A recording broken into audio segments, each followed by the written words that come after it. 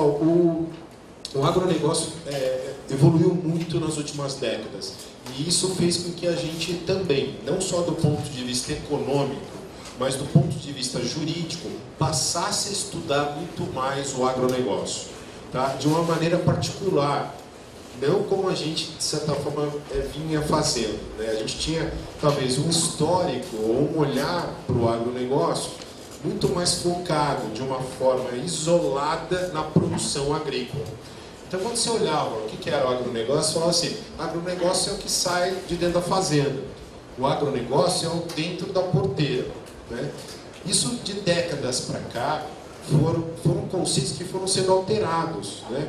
E o agronegócio não foi mais visto, ou não é hoje, mais visto de uma maneira isolada. Eu confesso para vocês que não foi uma descoberta de brasileiros, tá? Foi uma descoberta de 2 professores americanos que estudaram isso de uma maneira muito profunda. Isso tem nos nossos livros, vocês vão notar e vão poder estudar mais, que desenvolveram um sistema, na verdade. Eles começaram a enxergar o negócio como um conjunto de atividades econômicas. Então, aquela ideia que a gente passava de que o agronegócio é aquilo que sai da produção, né, animal ou da produção vegetal e aí isoladamente para aí, não é mais uma verdade. O agronegócio passou a ser visto como um conjunto de atividades econômicas integradas, tá? Integradas por quê? Porque uma se relaciona com o outro. Então vamos lá. Quais são essas atividades econômicas?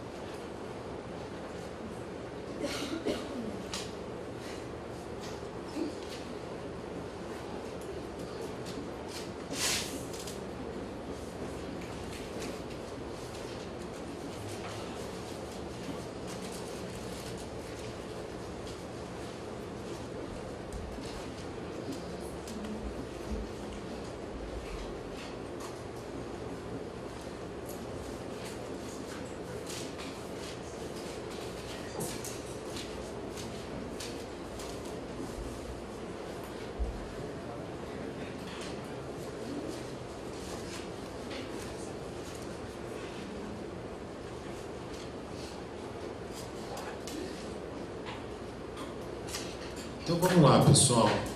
Se vocês não entenderem a letra, por favor, podem perguntar, mas eu vou falando aqui também e vou lendo para vocês. Quando eu falo, então, que hoje o agronegócio é visto de uma maneira sistemática, ou através de um sistema, esses estudiosos lá atrás começaram a investigar, né, por que o agronegócio fugia ou ia além da porteira, né, ou simplesmente da produção. Então, como eu estava falando, a ideia, né, o estudo, a orientação passou a ser dada de uma outra maneira.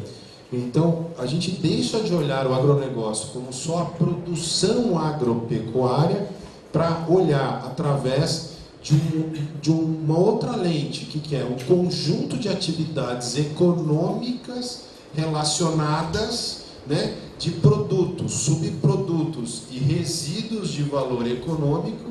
Já vou explicar isso.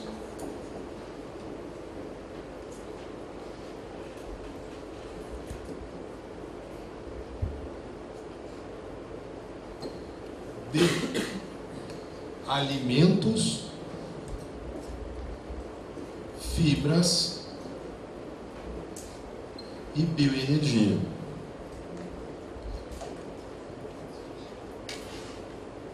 Então, pessoal, o que eu estou querendo dizer para vocês aqui agora é que aquela ideia que a gente tem, talvez um pouco mais simplista, né, de que o agronegócio é simplesmente a produção, aquilo que é ligado ao rural, ao que está dentro da fazenda, passa, de fato, muito longe do conceito atual. Só para vocês terem ideia, se a gente olhasse como caixinhas, assim, de uma maneira bem simples, aquilo que a gente olhava lá atrás está nessa caixinha aqui, ó, produção. Mas antes de produzir, é necessário todos os insumos à produção. Então, quando a gente fala de fertilizantes, defensivos, sementes, máquinas, equipamentos, tudo isso vem antes até da própria produção. Ah, então, professor, você está falando, na verdade, que o agronegócio começa antes até da fazenda. Quer dizer, eu vou ter que preparar tudo, ou ter materiais necessários para esta produção. É verdade. Isso são chamados, de uma maneira geral, genérica, de insumos. O que são os insumos? Materiais, produtos necessários à produção, sem com que se eu não os tivesse, eu não tenho a produção. Então, se eu não tiver boas sementes, com fertilizantes, com defensivos que evitem pragas e doenças, eu não vou ter aquela plantação, eu não vou ter aquela lavoura, e assim vai. Se eu não tiver os medicamentos necessários, a cria e recria de animais, por exemplo, eu também não vou ter produção pecuária, e aí vai. Então, começa antes da produção, passa pela produção, claro que é importante, eu não estou aqui querendo diminuir o valor ou a importância da produção, né? E vai além da produção, pós-porteira, vai para a industrialização, para o armazenamento, para a logística e comercialização em mercado interno, Brasil. A gente produz para a gente mesmo. Por outro lado, todos os excedentes, tudo aquilo que vai além do mercado interno, eu vou para o mercado internacional. O Brasil é um dos maiores exportadores de commodities agrícolas, de produtos agrícolas, tá? De alimentos, de fibras e outras questões. Então, se a gente for olhar neste olhar atual, né, essa lente mais moderna do conceito, o agronegócio é tudo isso aqui que a gente está falando de maneira integrada. Tanto é que as atividades se relacionam. A gente, quando vai interpretar, quando vai estudar isso, começa a estudar elas em conjunto, não mais de forma isolada. Sabe por que isso faz sentido, gente? Porque uma atividade afeta na outra. Uma atividade está ligada à outra. Então, qualquer efeito que uma dessas caixinhas tenha sobre elas, repercute em outra caixinha, repercute em outra atividade. Tá? Então, o que eu gostaria de passar a olhar com vocês, que vocês gravem isso de verdade, melhor até do que passar uma tela aqui fria. Eu fiz questão de escrever isso também, porque é uma maneira de vocês gravarem aí com vocês. Tá? Quando a gente fala hoje de agronegócio, a gente pode ter um sinônimo, na verdade a gente pode falar até com outro termo. Que termo é esse? O agronegócio é um sinônimo de sistemas agroindustriais. Tá? O que são sistemas? Sistemas são isso, o conjunto de atividades econômicas de um produto relacionado. Então, vamos ser mais claro, vou usar até a região de vocês.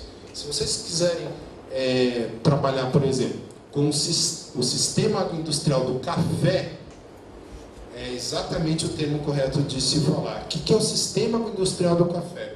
É tudo aquilo que eu preciso para produzir o café, a produção propriamente dita, a industrialização, o armazenamento, a logística e a comercialização. Então, o que eu estou querendo dizer, e é isso mesmo, é que para estudar o café ou a economia desse mercado cafeeiro, eu deveria estudar todas essas caixinhas aqui. Eu deveria entender todas essas caixinhas aqui. Tá? Então, essa é a nossa forma de ver. Quando eu também, lá atrás, enxergava isso, às vezes eu esquecia de falar que há subprodutos. E também é uma coisa que vai além de subproduto. É o resíduo de valor econômico. Tá? Então, eu vou dar exemplos para vocês entenderem o que é isso. Porque também passava ao largo, né? Passava assim a gente dar uma atenção especial. E hoje a gente olha isso de uma maneira realmente muito detalhada. E a gente notou que, além dos produtos, que são os mais conhecidos aqui por nós, os subprodutos e os resíduos de valor econômico passaram a ter valor muito significativo. Então, eu vou dar exemplo para vocês. A indústria sucro-alcooleira, ou a indústria de açúcar e álcool, Araxá, por exemplo, tem usinas aqui de açúcar e álcool. O estado de São Paulo é o maior produtor de açúcar e álcool do país. Tá? E o Brasil é o maior produtor de etanol do mundo, para vocês terem ideia, e o maior produtor de açúcar do mundo. Tá? Então nós somos grandes exportadores de açúcar, grandes exportadores também de etanol, e aí ficava um negócio lá atrás que parecia um lixo. Fala assim, mas caramba, eu vou lá, eu vou esmagar a cana, vai virar lá o caldo de cana, a garapa. Aquilo era, né,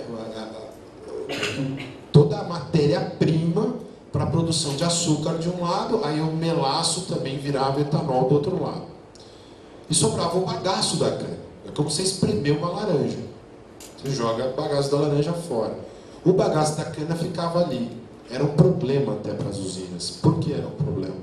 Porque é um resíduo que tem questões ambientais relacionadas. Então pode gerar problema ambiental se você não tiver uma destinação correta para aquele negócio. Né? Como uma embalagem de um defensivo jogado no chão pode contaminar o solo e pode gerar outros problemas. Então podem gerar questões ambientais. Né? Pra vocês terem ideia, hoje, no mercado atual, da importância, por exemplo, de entender um contexto geral como esse, se eu trocar o sistema agroindustrial do café, como eu dei o exemplo, e colocar o sistema agroindustrial da cana-de-açúcar, vocês vão notar que um subproduto e um resíduo de valor econômico, como o bagaço, um resíduo, eu esmaguei, virou açúcar, virou álcool, virou bagaço. E esse bagaço? Pessoal, se queima o bagaço, e essa queima de bagaço gera vapor, gera um gerador, e esse gerador gera energia elétrica. Só vocês terem ideia, a queima de bagaço no estado de São Paulo não é ainda, poderia chegar. Por que poderia chegar? Porque nem todas as usinas têm cogeração de energia. O que isso quer dizer? Nem todas queimam bagaço para virar energia. O estado de São Paulo queimando bagaço, portanto, antes lixo, tem uma Itaipu. Lembra a usina hidrelétrica de Itaipu, que gera energia maior do Cone Sul inteiro, na América do Sul? Só a queima de bagaço de cana no estado de São Paulo seria igual à geração de energia de Itaipu. Um lixo, um resíduo. Né? Então, assim, o que é legal estudar hoje? Vocês terem ideia, um negócio que não tinha nenhum valor, hoje é um resíduo de valor econômico e que gera uma receita enorme para as usinas de açúcar e álcool. Vocês terem ideia, como a energia subiu, passou a custar mais caro, aquelas unidades, aquelas usinas que tinham cogeração, ganharam muito mais dinheiro do que aquelas que só vendiam açúcar e álcool. O resultado positivo das usinas nos últimos anos está muito mais atrelado à venda de energia do que venda de açúcar, por exemplo. Olha que maluquice. Eu tinha uma usina de açúcar e, de repente, hoje eu deixei o açúcar meio de lado. O principal produto é a energia que eu gero com a queima do bagaço dela. Né? Então, vocês imaginem a transformação que isso significa. né? Como significa também a produção do álcool em relação à energia limpa e tudo mais que a gente conhece, substituir a gasolina pelo etanol e aí vai, tá? O que eu quero dizer para vocês é que se vocês quiserem até fazer um exercício, vocês não vão conseguir sair muito desse quadrado que está aqui, desse quadro. Vou explicar por quê. Qualquer atividade agrícola, pecuária, de reflorestamento e até de pesca, porque o agronegócio envolve aquicultura, piscicultura, tá? Vocês não escapam de colocá-los aqui, qualquer uma delas. Vocês podem testar, vai entrar aqui. Porque você pegar, por exemplo, uma piscicultura, você tem os insumos à produção, você tem os tanques de produção lá, já visitei alguns deles, queria tilápia, por exemplo. Você tem os tanques, você vai industrializar, aí você vai chegar lá no supermercado, vai armazenar congelado, você chega no supermercado, vai lá comprar o filé congeladinho lá, bonitinho. Né? Então assim, aquilo tudo entra também numa cadeia de proteína de peixe, é a mesma coisa, suínos, aves, bovino, né? Aqui na região, alho, cenoura, cebola, tudo é a cadeia deste produto. Porque a ideia de cadeia ou sistema é a mesma coisa, tá, gente? Pode falar cadeia ou sistema. A ideia de cadeia até parece mais fácil de visualizar, porque cadeia ela encadeia todas as atividades. Elas estão como se fossem elos de uma corrente, né? Então está encadeando um conjunto de atividades econômicas daquele produto, né? E que também envolve os seus subprodutos, os resíduos de valor econômico. Como eu falei, de alimentos, fibras e bioenergia. Fibra, por exemplo, celulose. Esse caderno que vocês estão escrevendo aí agora veio da celulose, né, da madeira. As roupas que vocês estão vestindo, todas as roupas, aí tirando as sintéticas, são de algodão.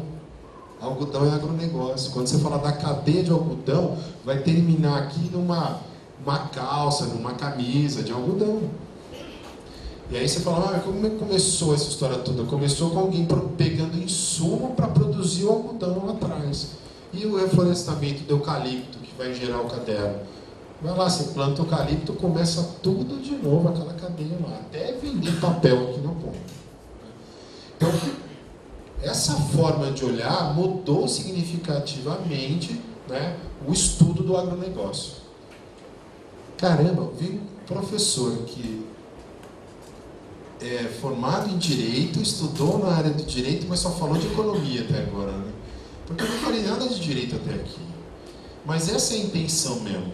Sabe por que é essa a intenção? Porque a gente, e nós aqui, os advogados, e logo mais vocês vão enxergar ainda mais isso, a gente tem que estudar primeiro os mercados, ou a economia daqueles mercados, para que a gente possa depois encontrar o direito daquela atividade. O que eu quero dizer, e sem nenhuma diminuição do valor da nossa atividade, ao contrário, que o direito é essencial a esta condução e regulação dos mercados, mas para a gente entender bem aquela área que a gente atua, como eu contei lá atrás, por que eu atuo nessa área? Porque eu fiquei estudando isso a ponto de conhecer um pouco mais de um mercado que é diferente e importante para o Brasil, e aí eu olhei e comecei a desenvolver uma tese de que era a necessidade de ter uma área ou um ramo do direito mais especializado para tudo isso. Porque, como vocês sabem, se vocês pegarem na grade, e aqui em São Gotardo é uma exceção, a gente não tem uma matéria como direito civil, como direito penal, como direito administrativo, que é o direito do agronegócio. São Gotardo coloca como uma matéria na grade curricular, mas não é uma matéria na grade curricular de outras faculdades ou universidades. É uma parte, normalmente, é uma parte pequena, muito pequena, do direito civil. Quando a gente fala de direito agrário, se quer fazer uma analogia de que o direito do agronegócio está ali tratado. E você fica estudando alguns tipos contratuais, arrendamento, parceria, como o João já falou, né? E algumas questões que estão ligadas ao Estatuto da Terra. Tá? Então, olha só, a grandiosidade desse negócio aqui para ser estudado numa pequena parcela do direito civil. como se fosse só alguns tipos contratuais. Eu quero dizer para vocês que é muito mais do que isso, tá? Por isso que a gente tenta provocar, como o João falou, e é verdade mesmo, acreditem ou não, o João escrevia um livro e eu estava escrevendo um outro, no mesmo tempo. Não é nem esse que está aqui que vocês viram, está na biblioteca, é um preto grande, tem mais de 800 páginas. E ele falava isso, assim, a gente tem que estudar e tem que olhar o agronegócio de uma maneira diferente. E aí desenvolvi toda uma tese lá e aquele livro foi publicado. E o João aqui desenvolvendo um livro que ele coordenou, que também veio em paralelo. E aí, um momento, ele encontrou meu livro, me procurou para um congresso aqui. Eu vim há anos atrás do congresso em São Gotardo. Mas o fato é que a gente realmente, por incrível que pareça, a gente foi, no Brasil, a gente foi um dos primeiros na área jurídica. Eu não disse que a gente foi o primeiro a desenvolver isso aqui. O conceito é de economista. A gente não fez nada, a gente pegou de economista. Eu brinco assim, a gente importou o conceito da economia. Então, o direito foi lá e pegou. Então, o que o Renato está querendo dizer aqui? Eu estou querendo dizer que quando eu falo assim, eu quero estudar na área jurídica ou numa sala da faculdade de Direito, eu pego o conceito econômico e coloco no olhar jurídico, que é o nosso olhar. Então, primeiro eu tive que entender a economia do negócio, para depois falar. Então, o que eu estou querendo dizer? Que o conjunto de normas que regulam todas essas atividades aqui é o direito do agronegócio. Ah, e o direito agrário é suficiente para entender ou compreender tudo que está ali? Tenho certeza, não é. Não estou fazendo crítica ou não crítica, estou dizendo que ele não é hoje suficientemente amplo ou que envolva todos os princípios necessários para estudar tudo isso que está aqui. Tá? Daí a gente começar a desenvolver doutrina e fazer muita coisa, porque a gente acredita mesmo que uma hora, pela importância jurídica que isso tem, vai segregar como um ramo. Vou contar para vocês, eu me formei, estou ficando velho já, eu me formei em 93. Quando eu estava me formando, tinha alguns ramos do direito que nem existiam. Só vocês terem ideia, direito do consumidor, como não tinha o código do consumidor, e estava sendo ainda ali desenvolvido, a gente tinha um curso que não era matéria normal, fazia um curso suplementar, um curso fora do horário, pagava por fora, porque não estava na grade. Direito ambiental, estava começando a falar em direito ambiental. E hoje está na grade de vocês como matéria obrigatória. Por quê? Aquela ideia de que há fatores na vida ou situações jurídicas que merecem ser destacadas, o direito olha e começa a dar proteção, começa a dar tutela. E aí organiza um regime. Começa a ficar organizado, e vira um novo ramo do direito. Como outras ciências, outras matérias, do ponto de vista de metodologia. O que é metodologia? A forma de ensinar, a forma de passar isso para vocês. Às vezes é necessário você segregar, você separar, porque você desenvolve melhor aquela matéria. Então, provavelmente, algum dia, não sei se eu vou estar aqui, mas vão lembrar de mim para falar, pô, tem que separar o direito do agronegócio do direito civil ou das outras matérias relacionadas para dar um estudo específico sobre ele. Tá? Só vocês terem ideia, ainda no aspecto econômico, quando vocês olham isso aqui, né, se eu pudesse simplificar um pouco mais, e o João falou um pouco disso, que eu sei na aula dele, vamos colocar o divisor de uma maneira mais fácil, né?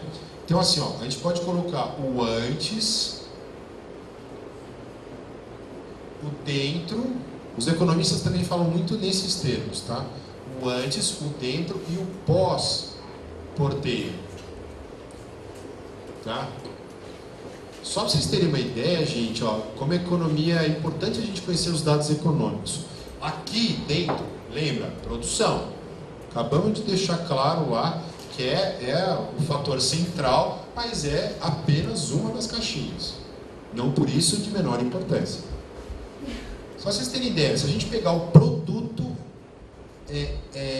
interno do agronegócio, né? A riqueza que gera toda a nossa atividade, e o Brasil, vocês sabem disso, todo dia sai agora não tem mais nem dúvida, né?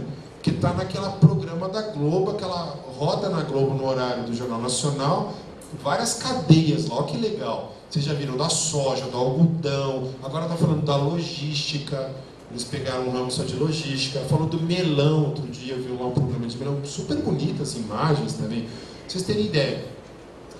Olha que foi pro horário nobre da Globo, que deve ser caríssimo um minuto da Globo naquele horário, tá? Para explicar o que é aquilo ali. Olha que legal. Se a gente pegar toda essa produção, que é quando a gente fala de dentro da porteira, toda a riqueza que gera o agronegócio, o dentro, pessoal, é 35%. Então, o que eu quero dizer que os outros 65% da riqueza do agronegócio, ela vem antes e depois da produção. Então, olha que engraçado. Se você estudasse, como se a gente dissesse assim, se você estudasse só dentro da porteira, você está estudando menos da metade da importância do setor. Ou menos da metade da riqueza do setor. Aqueles filmes curtos que passam agora na Globo, o agro é tech, o agro é pop, o agro é tudo, né? Que é muito legal mesmo.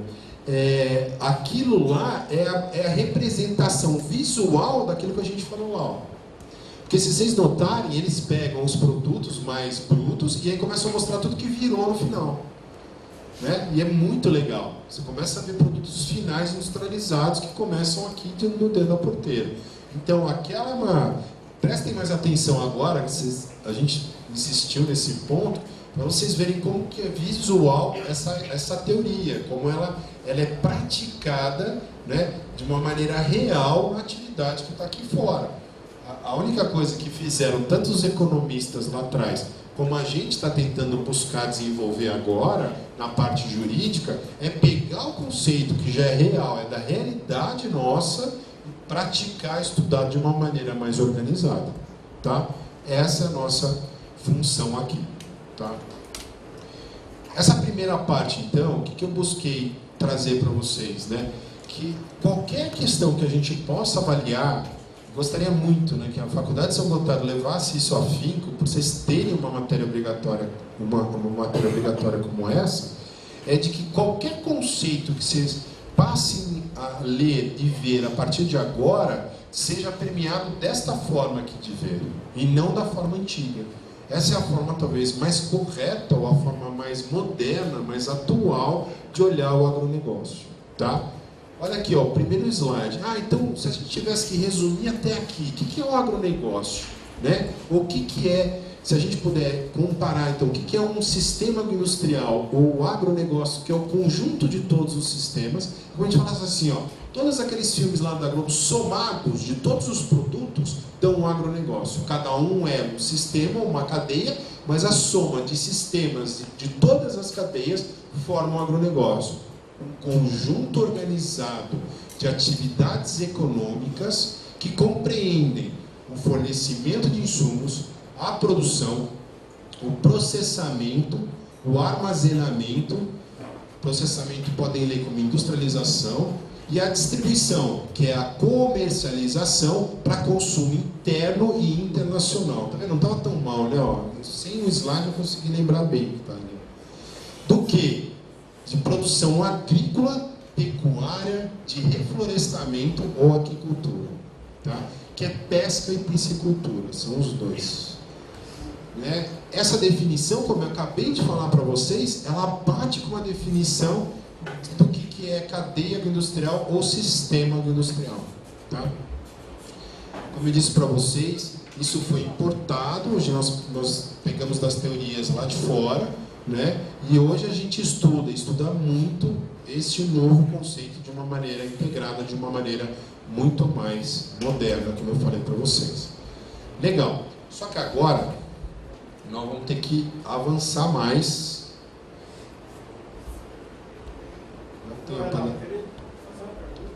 Por favor. No final da década de 80, início de 90, o agronegócio brasileiro era muito fraco ainda.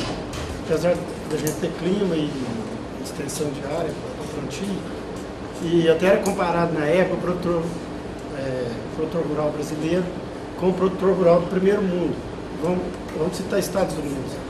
Que o produtor rural dos Estados Unidos, ele tinha aquela presença assim, de rio, andava de caminhonete, com fivelão, bem vestido e tudo, e o produtor rural brasileiro era considerado o jactatu. Ele tinha aquela roupinha ruim, aquele chapéuzinho de folha de abóbora, botina, esse negócio. Era desse jeito, eu participei um pouco dessa época. E eu notei, e todo mundo notou, que com o tempo está igualando. O produtor rural brasileiro hoje, ele já está mais ou menos desse nível. As políticas públicas teve muita interferência nesse crescimento da agricultura brasileira, ou isso foi uma coisa assim de Brasil mesmo? Vocês que é estudiosos, o que vocês explicam desse crescimento da agricultura no Brasil? A pergunta é muito legal, de verdade. Eu gostei muito. Vou buscar responder. Vou brincar também um pouco aqui, porque aí vocês vão lembrar mais da minha fala depois que eu fui embora. Não é que a gente ficou parecido com eles, ou está perto deles. Nós estamos melhor que eles, mas bem melhor, tá? A melhor agricultura tropical do mundo é desenvolvida no Brasil. A melhor tecnologia agrícola hoje, tropical, vocês sabem, de clima quente, a melhor agricultura do mundo é a brasileira, com maiores produtividades comparativamente com qualquer país do mundo. Hoje nós estamos tendo, às vezes, em algumas regiões, 3 safras de grãos. É um negócio absurdo. Assim, o mundo olha e fala, não é possível, o que esses caras estão fazendo? Tá? Só vocês terem uma ideia também de números, você entender um pouco disso, eu vou voltar ainda mais à sua pergunta. A ONU, né, que vocês sabem, a Organização Mundial das Nações Unidas, faz estudos sobre o problema de alimentação no mundo. Porque ela entende que isso pode acontecer, que é uma pressão inflacionária, uma pressão por falta de alimentos. Vai custar muito caro, pessoas vão ter menos acesso e até falta dele, porque não só pelo preço, porque pode faltar, mas também pode custar tão caro que o dinheiro não consegue comprar. Então o que nós vamos fazer? Produzir mais e mais. Legal. Vocês terem ideia, de hoje até 2050, que está aí. A gente pensa que está longe, não está. Vai ser necessário um aumento de 40% na produção de alimentos do que tem hoje. Nós precisamos aumentar 40% a mais. O que isso quer dizer? E olha que engraçado. O Brasil, nesses 40%, a maior contribuição no mundo é a brasileira. Todo mundo espera a brasileira. Eu quero dizer de outra forma. Se não for o Brasil a produzir boa parcela desse aumento, nós não vamos ter como alimentar o mundo inteiro. Tá? Só vocês terem ideia, a gente fala também, quando você falou da caminhonete ou da produção e produtividade, eu vou traduzir em números mais técnicos, em dados mais técnicos. Na verdade, a gente dobrou a área de produção de grãos no Brasil, nesses anos que você acabou de dizer. Basicamente, 30 e poucos, 40 anos, tá? A gente dobrou a área. A gente multiplicou por 8 vezes a produção. 8 vezes. Então, eu dobrei a área, mas eu não só dobrei a produção. Eu fiquei 8 vezes maior. Isso só tem uma palavra, que se chama tecnologia. Por que o Brasil, então, chegou nesse ponto? Porque a gente começou a introduzir tecnologia. Isso tem até um nome técnico, um nome histórico, que também cientistas e outras pessoas começaram a estudar. E o Brasil inteiro ficou conhecido por um termo lá fora, que exatamente pega a sua pergunta, que fala assim, o que aconteceu no Brasil nesses 40 anos? E ganhou um termo muito forte, chama Revolução Verde. O que aconteceu no Brasil foi uma revolução verde. A introdução de tecnologias altamente sofisticadas, avançadas, foram extremamente importantes para o Brasil multiplicar essa quantidade de produção que tem hoje. Eu tenho outros gráficos, não é nesse aqui, em outras aulas eu faço, depois eu passo isso para vocês. Vocês terem ideia, a gente é líder ou primeiro ou segundo lugar na produção e na exportação de mais de 10, 12 produtos essenciais da alimentação. Alguns exemplos, né? Já falei de soja, milho, carnes, né? Algodão, celulose. Então, assim, quando você começa a olhar os produtos mais café, os produtos mais essenciais, o Brasil, suco de laranja, o Brasil é o maior produtor, é o segundo, mas normalmente ele é o maior exportador, porque ele produz muito e aí pega o excedente e exporta. Eu vou dar um exemplo disso, não fiquem assustados, isso não é ruim. O Brasil, por exemplo, perde na produção de soja, ainda vai passar, já vai passar, essa produção desse ano é recorde. Produção de soja, ele perde dos Estados Unidos. Fala assim, pô, mas o Brasil é uma potência também, perde em grãos? Perde. Mas ele ganha os Estados Unidos na exportação. Isso quer dizer o quê? Os Estados Unidos consomem muito o que produz. O Brasil exporta mais excedentes do que os Estados Unidos.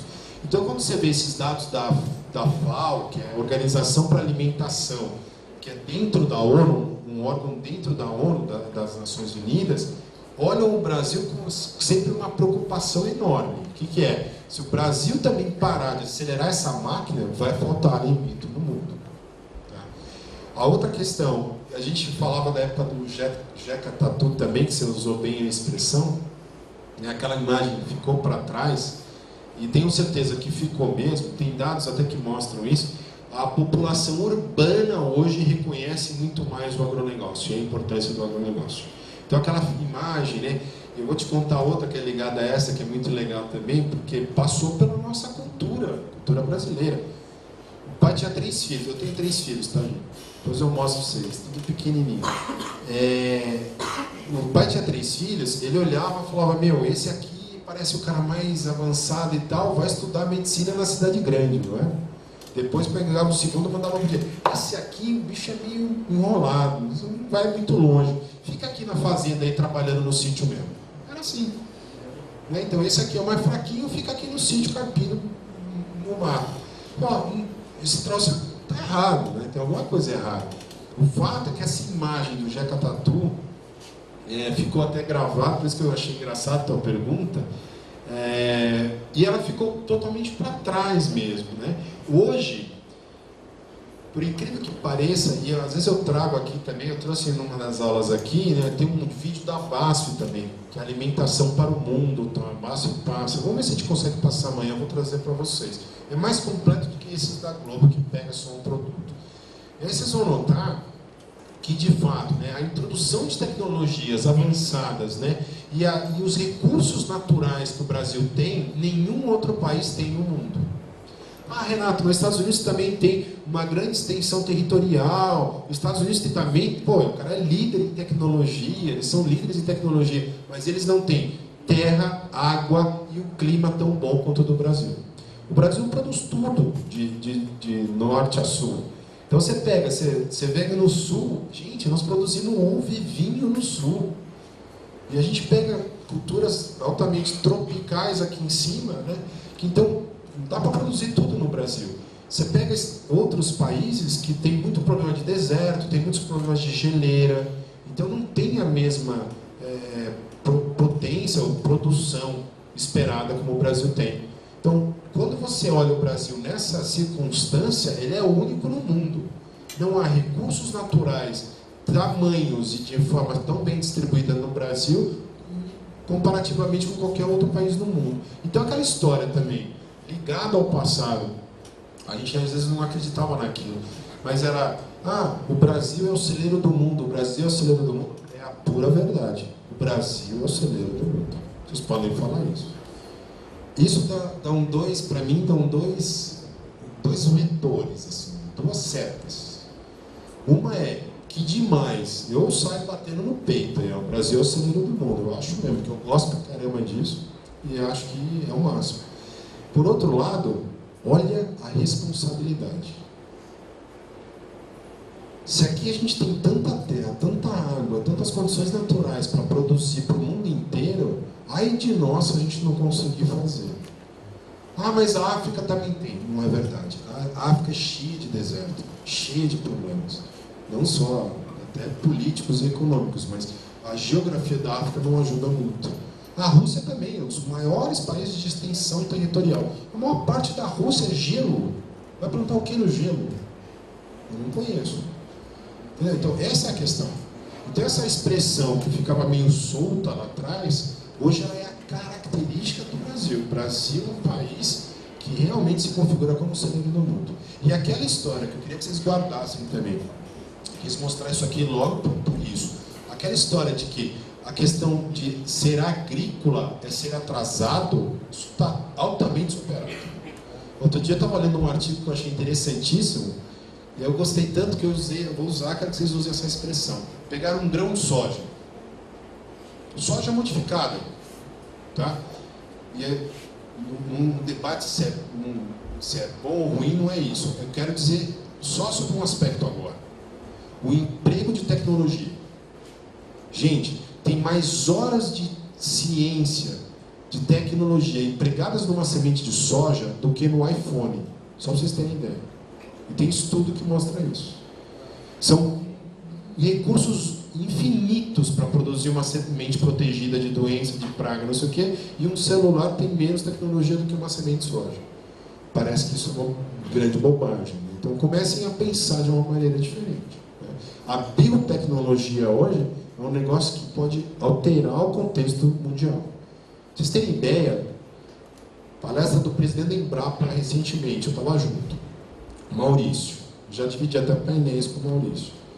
Pessoal, a Embrapa, empresa brasileira de pesquisa agropecuária, ela está desenvolvendo sementes e plantas geneticamente modificadas, introduzindo alguns nutrientes e genomas, vamos dizer assim, que vão ajudar na prevenção e cura de doenças. Vocês terem ideia.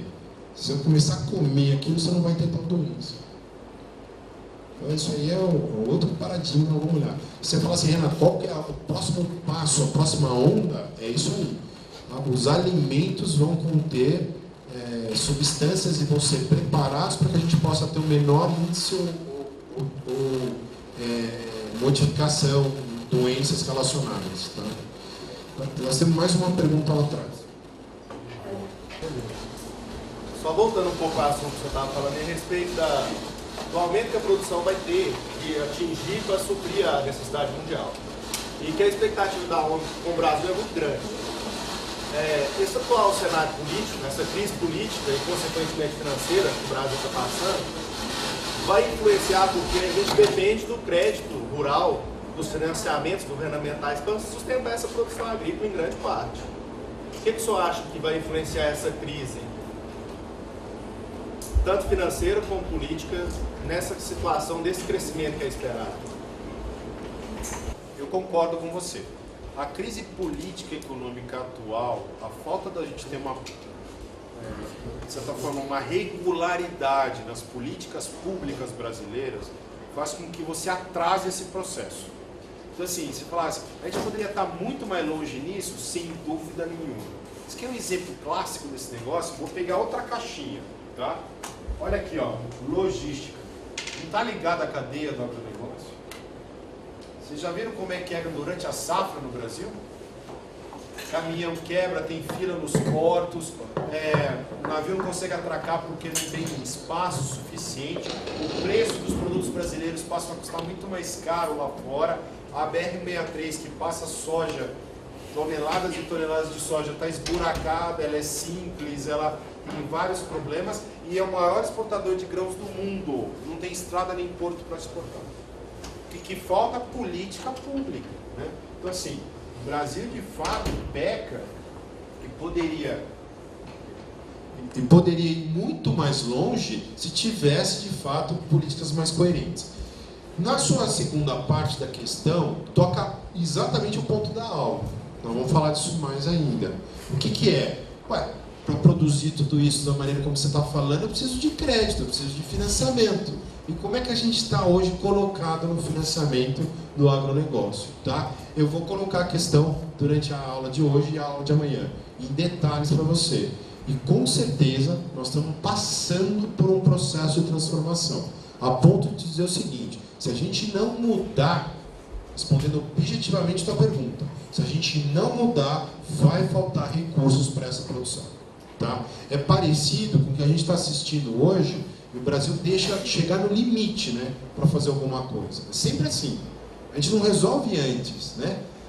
Vocês estão ouvindo, se é a favor ou contra, não importa, mas é um fato. Nós temos recurso para a Previdência suficiente para os filhos de vocês? Não. Tenho certeza que não. Se vai reformar ou não, eu não sei. Mas não vai ter recurso quando os filhos de vocês nascerem. Quando os meus forem grandes. Eu tenho um de 6 e 2 de 2. Eles são gêmeos. Vocês imaginem, quando eles tiverem 70 para aposentar, não tem mais dinheiro para eles. Porque nós ficamos num sistema que não se sustenta mais, não é sustentável. Né? A mesma coisa no crédito rural. O crédito rural está num sistema que não dá para bancar mais, vai acabar. E nós precisamos ver isso de uma maneira sistêmica também, quer dizer, de uma maneira ordenada para poder mudar e alterar esse quadro rapidamente. Eu vou contar tudo isso, mas na verdade, a tua pergunta fez com que eu mais ou menos falasse a conclusão da aula de amanhã. Eu estou antecipando, que eu vou falar um monte de coisa e vou chegar à conclusão de, ó, se esse sistema não for alterado, vai faltar recurso, tá? Então vamos lá. Agora a gente já entendeu a questão, espero, né, de forma conceitual, muito importante. Isso aqui para mim é a base de tudo, né? E aí vem as caixinhas que a gente vai estudar, que é bem legal. A pergunta que foi feita agora compreende isso, tá? Nós temos duas outras questões que eu gosto de estudar e de falar. Tá? São aulas específicas, né? Você nasce deste núcleo algumas caixas aí. Nós precisamos pensar sempre assim, ó. Nós vamos ter que estudar os contratos dessa cadeia agroindustrial, dessas cadeias agroindustriais. Nós vamos ter que estudar a formação de preços.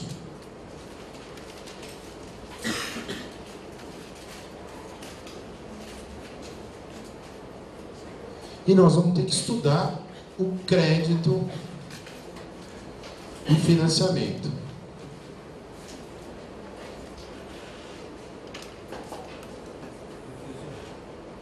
Sim. Eu poderia citar mais algo nessa cadeia, já que você falou na questão das estradas, a questão de armazenamento. Sim. A questão do armazenamento é sempre outro problema, né? Você vê, está aqui a caixinha, né?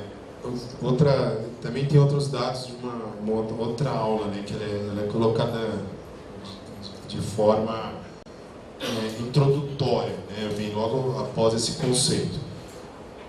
Os Estados Unidos, por exemplo, na questão de armazenamento, ele tem o dobro da capacidade estática que a gente chama. Aquilo que produz naquele ciclo, ele tem o dobro para armazenar.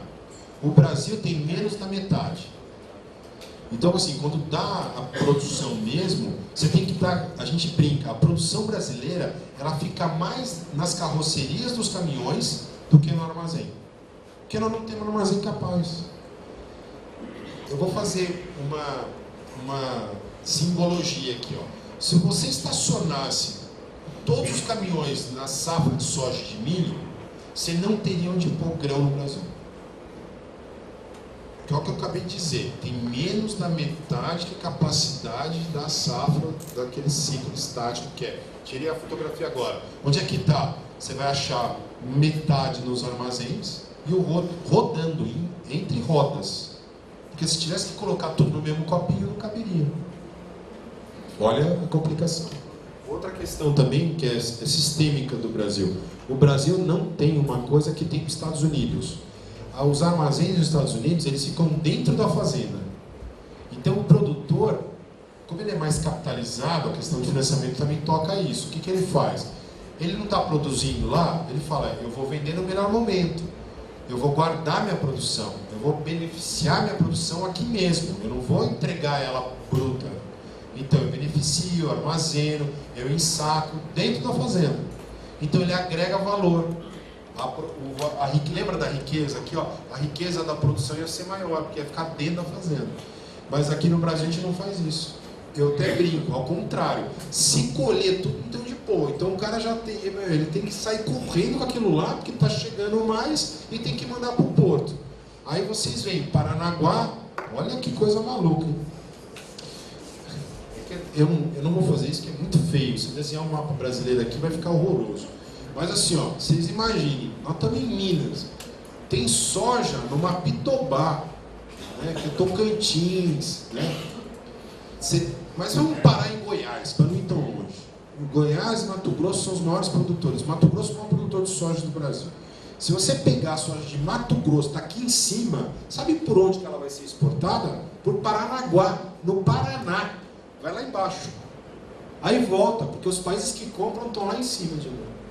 Então o frete marítimo também é mais caro, você anda mais. Né? Então assim, o Brasil é torto nesse negócio. Está torto. Porque você imagina, você produz lá em cima, desce para voltar. Né? Então, não tem muita explicação. O segundo maior porto do Brasil é Santos, é o maior porto, mas o segundo maior exportador é Santos. E é açúcar, todo açúcar é por lá, toda soja é por Paranaguá. E aí tem outros portos aqui em cima, mas não tem a mesma capacidade. Né? Então assim, vocês olham como a logística brasileira é torta. Outra questão importante, o que é mais caro entre os modais logísticos? Né? Ferrovia, hidrovia ou rodovia? O que é mais caro? Rodovia. Qual que é o principal transporte no Brasil? Rodovia. Países que têm extensão longa, o Brasil é um país gigante, o que é mais óbvio, que é mais barato? Ferrovia. A gente desinstalou a malha ferroviária brasileira. Está tudo cacareco. Vocês podem ver as que tem. Poucas rodam mal, é tudo atrasado. As bitolas não podem ter mais locomotivas eficientes e tal, tem que trocar tudo. Até de passageiro, né? Eles faziam alguns passeios de Maria Fumaça, acabou. Né? Então, assim, esse é o quadro logístico brasileiro. O que falta? Política pública. Então, assim, ó, quando a gente busca sistematizar, essa era a minha intenção hoje, não era bagunçar a cabeça de vocês, mas era organizar a cabeça de vocês. Isso aqui termina exatamente aqui. Políticas públicas. O agronegócio depende dessas políticas públicas, ele precisa, de fato, né, compor, né, todo o regramento através dessas políticas públicas, porque ele vai organizar tudo isso aqui para trás. Ó. Legal. E hoje a gente não consegue enxergar isso.